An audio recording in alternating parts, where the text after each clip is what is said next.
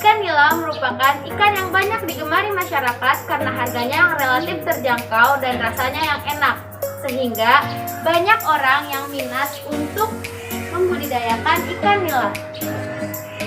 Tetapi ada beberapa kendala dalam pemeliharaan ikan nila, di antaranya lahan yang sempit, air yang terbatas, dan harga pakan yang relatif mahal. Kendala tersebut dapat diatasi dengan menggunakan teknik bioflok pada pembesaran ikan nila. Bioflok berasal dari kata bios yang berarti kehidupan dan flok berarti gumpalan. Maka bioflok adalah gumpalan kehidupan. Gumpalan kehidupan dalam hal ini berarti bakteri yang mengubah kotoran menjadi makanan ikan. Bagaimana sih cara memelihara ikan nila dengan sistem bioflok? Mari kita pelajari bersama.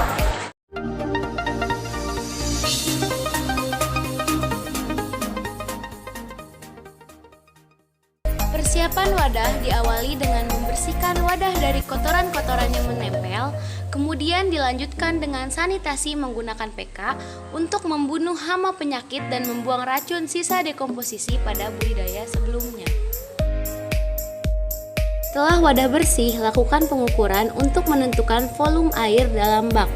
Pengukuran meliputi jari-jari bak dan didapat jari-jarinya 88 cm.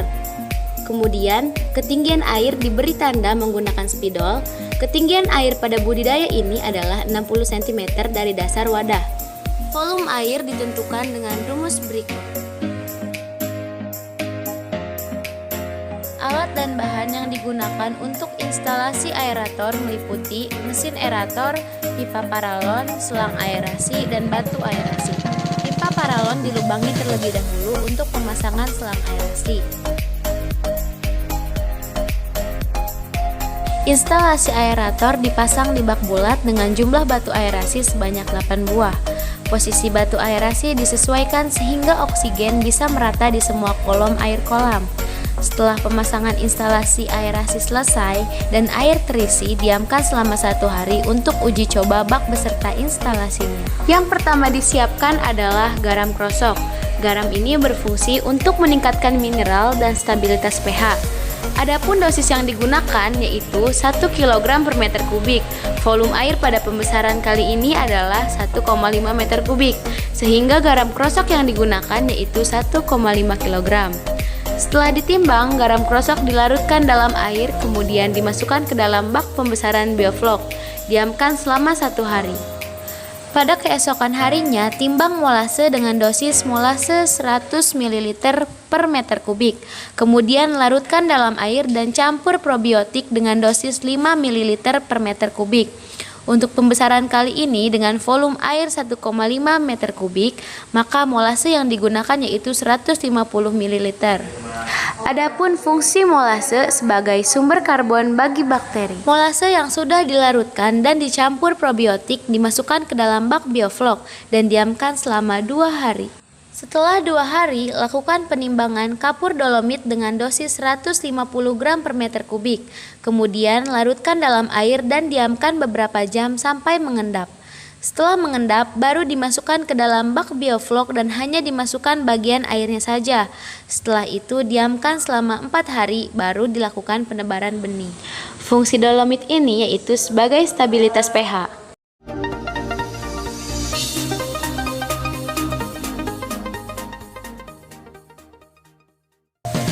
Agar hasil dari kegiatan pembesaran memuaskan, maka benih yang dipilih adalah benih yang unggul. Ciri-ciri benih yang baik yaitu mempunyai ukuran yang seragam, sehat dan tidak cacat atau luka, dan bergerak aktif serta lincah. Sebelum benih ditebar ke dalam kolam, maka perlu dilakukan aklimatisasi terlebih dahulu. Tujuannya yaitu untuk menyesuaikan suhu dalam kantong dengan suhu dalam kolam, agar benih yang ditebar tidak stres karena terjadi perbedaan suhu yang mendadak.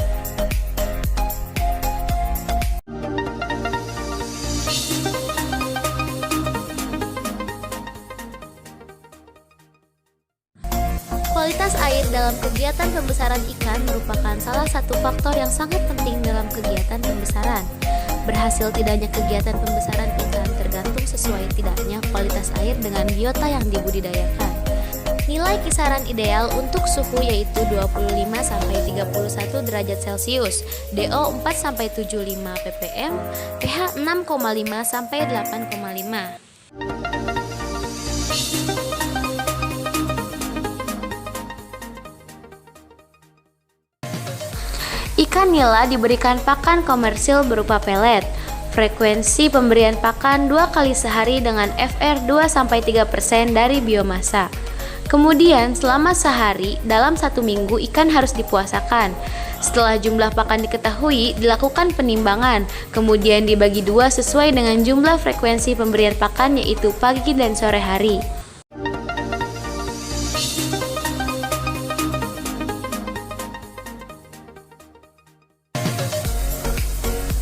Hal-hal yang harus dilakukan untuk pemeliharaan kualitas air dalam budidaya sistem bioflok yaitu dilakukan penambahan molase dan probiotik jika kadar oksigen mendekati 3 mg per liter. Lalu dilakukan penambahan dolomit jika terjadi perubahan pH air menjadi cenderung asam yaitu pH 5. Selanjutnya, air media bioflok diusahakan berwarna kecoklatan. Volume flok dipertahankan hingga 50 ml per liter dan jika flok terlalu padat maka pemberian pakan dihentikan. Dan terakhir, penambahan air dilakukan bila terjadi penguapan.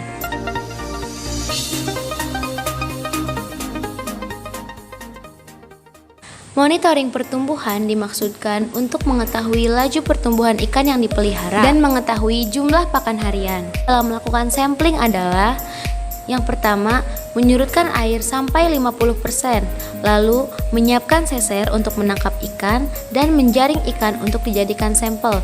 Jumlah sampel yang ideal sebanyak 5-10% dari populasi ikan. Yang keempat, menimbang berat dan mengukur panjang ikan sampel dan mencatat hasilnya. Dan yang terakhir, menghitung jumlah ikan sampel yang telah ditimbang dan mencatat hasilnya.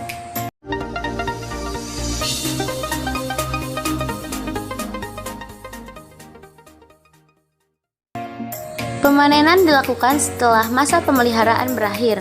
Untuk memanen hasil budidaya umumnya dilakukan secara total. Lakukan pemanenan pada pagi atau sore hari untuk mencegah ikan stres.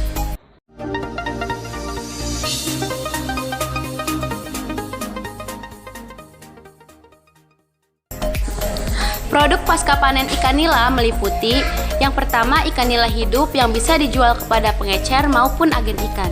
Yang kedua, ikan nila bumbu frozen. Cara pembuatan ikan nila bumbu frozen dengan membuang isi perut ikan, kemudian dibersihkan dengan air, lalu dibumbui, dimasukkan ke dalam plastik kemas, kemudian divakum. Adapun bumbu yang digunakan yaitu kunyit, bawang putih, serta garam yang dihaluskan.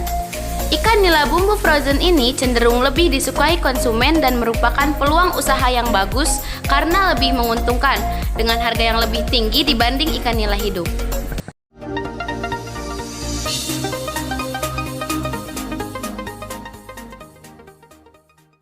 Analisa usaha budidaya nila sistem bioflok. Yang pertama ada biaya investasi. Biaya investasi meliputi 4 bak bulat dengan harga masing-masing Rp3 juta dengan total Rp12 juta. Yang kedua ada alat-alat perikanan meliputi ember, seser, timbangan dan lain-lain dengan jumlah Rp500.000. Yang ketiga ada blower dengan jumlah Rp1.500.000. Yang keempat ada pompa air dengan harga Rp750.000. Yang kelima ada genset dengan jumlah Rp3 juta. Total dari seluruh biaya investasi adalah Rp17.750.000. Selanjutnya ada biaya variabel per siklus. Biaya variabel per siklus meliputi yang pertama benih nila ukuran 8-10 cm dengan harga Rp500 per ekor, yang dibutuhkan adalah 2.000 ekor. Jumlah harga dari 2.000 ekor benih nila tersebut yaitu Rp1 juta. Yang kedua ada pakan sebanyak 400 kg. Harga per kilogram yaitu Rp10.000. Jumlahnya yaitu Rp4 juta. Yang ketiga bahan pembentuk bioflok dengan harga Rp300.000. Yang keempat obat-obatan dengan harga Rp100.000. Yang kelima listrik yang digunakan selama pemakaian 3 bulan yaitu Rp600.000. Total dari biaya variabel per siklus yaitu 6 juta rupiah. Total per siklus meliputi penyusutan bak dengan harga Rp600.000, yang kedua penyusutan blower dengan harga Rp37.500, yang ketiga penyusutan pompa air dengan harga Rp18.750, dan yang keempat penyusutan genset dengan harga Rp75.000, dan yang terakhir penyusutan alat perikanan dengan harga Rp62.500. Total dari biaya tetap per siklus adalah Rp793.750. Yang keempat ada biaya total per siklus. Biaya total per siklus dilakukan dengan cara menambahkan biaya variabel per siklus dan biaya tetap per siklus. Biaya variabel per siklus ditambah biaya tetap per siklus jumlahnya adalah Rp6.793.750. Yang kelima yaitu pendapatan per siklus. Nilai konsumsi yang didapat yaitu 400 kg. Harga per kilonya yaitu Rp30.000, maka jumlah yang didapatkan adalah Rp12 juta. Dan yang keenam adalah keuntungan. Keuntungan per siklus didapatkan dengan jumlah Rp5.206.250 dan keuntungan per tahun didapat Rp20.825.000. Benefit cost ratio. Untuk melihat keuntungan dalam suatu usaha dapat dilakukan dengan menghitung nilai B per C ratio. Nilai ini didapat dengan membagi antara total penerimaan yang didapatkan dengan total biaya yang dikeluarkan selama produksi atau masa budidaya. B per C ratio yaitu total penerimaan per total biaya. Total penerimaan yaitu 12 juta dan total biaya adalah Rp6.793.750, maka didapat 1,77. Artinya adalah bahwa setiap mengeluarkan Rp1 uang dapat menghasilkan untung Rp1,77 uang. Dengan demikian menandakan usaha biovlog nilai yang dilakukan berhasil dan dapat dilanjutkan karena memperoleh keuntungan. Yang terakhir ada payback period. PP merupakan metode untuk menghitung seberapa cepat waktu untuk mengembalikan biaya investasi yang dikeluarkan. PP yaitu total investasi per keuntungan. Total investasi berjumlah Rp17.750.000 per Rp5.206.250 dan total yang didapatkan adalah 3,41. Artinya adalah dengan keuntungan yang diperoleh untuk mengembalikan biaya investasi diperlukan waktu 3,41 siklus budidaya.